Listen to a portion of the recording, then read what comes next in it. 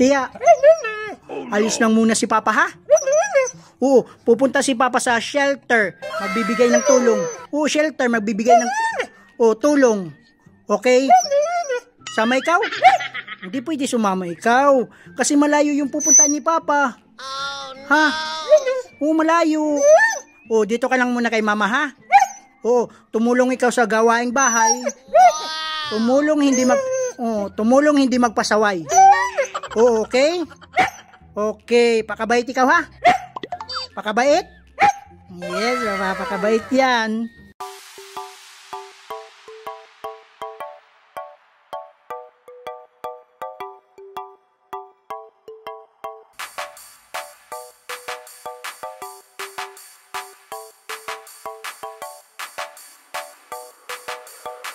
Hello mga katiyo, nandito na po tayo sa God Home Refuge Shelter. Tingnan natin yung mga na-rescue nilang mga dogs.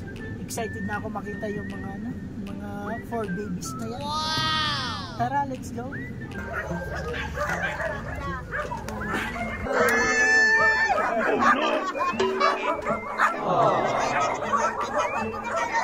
Mapa ko sa personal nyo. Happy ko na nga ako sa iyo mga katiyo. Mapa ko sa personal eh. Nakakamit yung reaction niya. Parang naragitan ng artista. Hindi ko talaga akalain po na kayo yung sasalubungin ko sa labas. Hindi na sabi niya, pupunta ma. Hindi ko nalain kayo.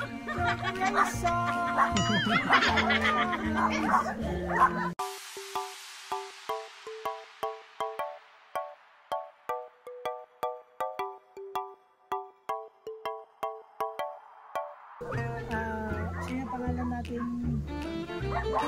Si Hermie Navarro po. Hermie Navarro. Yung po yung nagkalupan ni Lord na pagkatiwalaan nito. Itong God's Home Refuge. Kaya pala. Kaya si Hermie Navarro. Hermie Hilda Navarro po. Ilan po lahat ng aso dito at sa puso?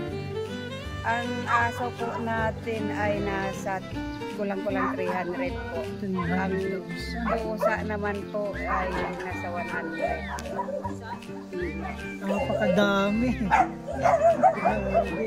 Gaano kahirap yung pinagdaanan or gaano kahirap mag-alaga yung mga ganitong karaming mga dogs at stuff? Sobrang hirap po sa umpisa kasi wala naman akong kakilalang mga kaibigan na pwedeng tumulong sa akin. Mayroon pinakilala sa akin si Lord, ilan lang. Tapos wala rin akong kapasidad na kumuha ng caretaker. Takot ako kumuha dahil wala naman akong pampasweldo. Tapos kaya sinulong namin lahat ng gawain sa araw-araw. Natutulog ako alauna ng madaling araw, 3 hours to 4 hours lang ang tulog. Tapos ratsada naman sa trabaho. Sa awa ng Diyos, nalampasan ko. Pero naging butot balat po ako naman. Talagang okay lang naman, maganda naman pa rin. Maganda pa rin naman eh. maganda. Pero naging butot balat po ako noon. Kahit pamilya ko po natakot sa yung mga ko. Yung matataba dyan na gustong pumayat, mag-alaga kayo ng ganito karami.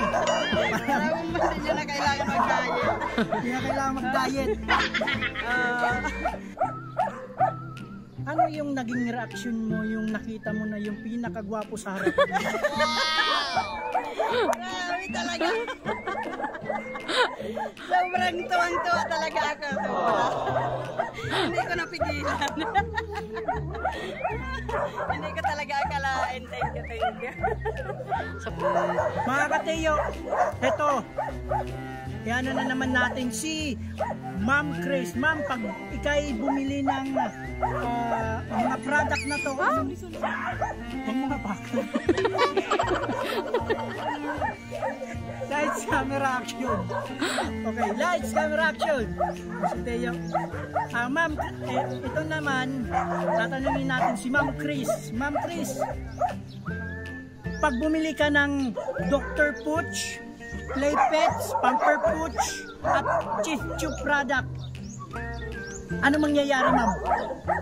Pag nag-avail po kayo ng aming produkto from Nicolas Group of Companies, para na rin po kayo tumulong sa mga stray animals natin, kung saan magkakaroon ng benepisyo ang ating mga animal shelter. Kagaya ni na ma'am na nakatanggap ngayon ng donations, yung mga napili namin shelter from Nicolas.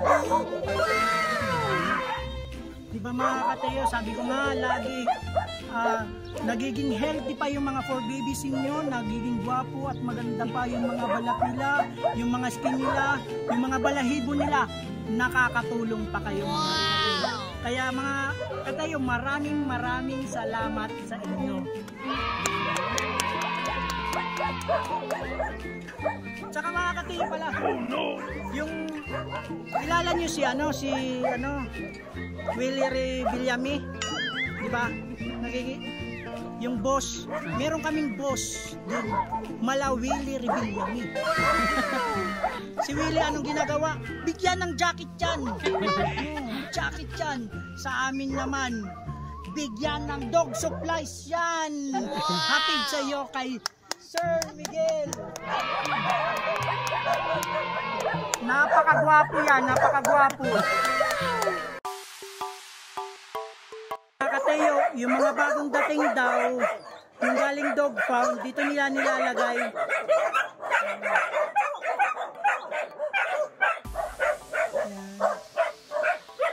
Siniseparate nila.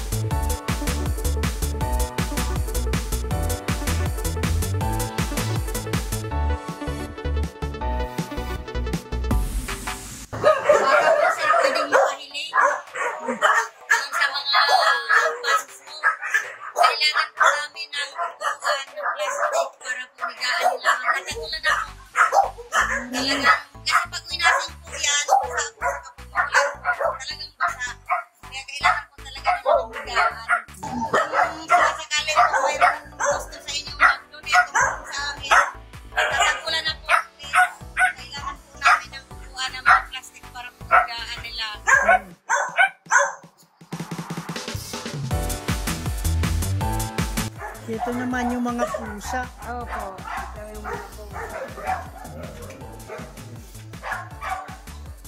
Yan po ang aming mga cats. Ayun, nandito rin tayo sa pusa. Pusang daming pusa. 100 daw yung pusa nandito eh. Ang napakahirap po talaga na isinusurrender yung aso na attach sa parent nila tapos isusurrender dito. May nangyayari din sa aso. Marami po. Yung parent mismo yung nag-surrender dito. Marami po. Napakahirap po i-handle ng asong bahay. Yung talagang alaga ng parent tapos isusurrender dito. Kasi pagdating po dito, hinahanap-hanap po yung amo nila. Wala po sila gagawin na iba kundi gumawa ng paraan para tumakas, para pumunta sa amo nila, para habulin ng amo nila. Hindi po sila kakain hanggang sa kakapitan po sila ng sakit, papayat po sila. Minsan madalas, hindi lang po minsan madalas po namamatay. Hindi po survive. Kaya te, maraming salamat sa pag-alaga sa mga stray cats at saka sa mga stray dogs. Pagpalain po kayo ng ating Panginoon.